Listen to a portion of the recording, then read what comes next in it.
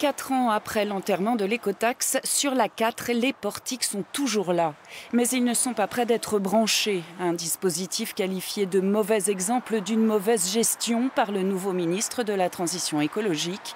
Lui préconise l'instauration d'une vignette pour les routiers en transit. Nous travaillons, comme d'autres pays d'Europe d'ailleurs, sur une forme de vignette, notamment pour permettre de taxer en quelque sorte les camions étrangers. Démagogie, répond la Fédération nationale des transporteurs routiers. Elle rappelle que le droit européen ne permet pas de taxer un camion étranger et selon elle, la profession contribue déjà suffisamment à l'entretien des infrastructures.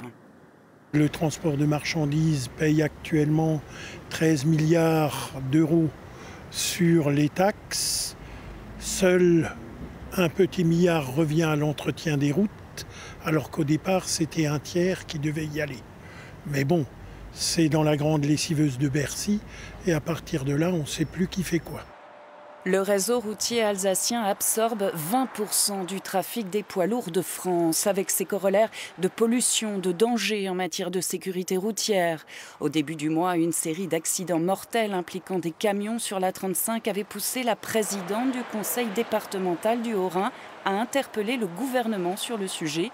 La vignette du ministre n'est pas la réponse qu'elle attendait. Une vignette ne me semble pas efficace parce qu'elle n'est pas suffisamment dissuasive. En fait, une vignette est accordée pour une certaine durée, par exemple 1 an, et on peut faire autant de passages qu'on le souhaite en France et sur l'axe nord-sud alsacien. Brigitte Klinkert qui regarde outre-Rhin. Près de 2000 camions supplémentaires traversent chaque jour l'Alsace depuis l'instauration en 2005 de la Lkw-Maut, l'écotaxe allemande. Écotaxe déjà en vigueur dans 8 pays européens et que demandent d'urgence les élus écologistes. Après l'été que nous avons connu en termes de température, en termes de canicule, on continue à tergiverser sur ça. Je crois que c'est un projet qui, globalement, fait consensus. Il faut juste un peu de courage de le mettre en œuvre.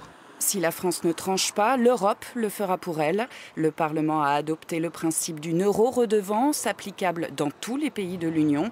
Elle pourrait entrer en vigueur dès 2021 pour les poids lourds et être étendue à tous les véhicules en 2026.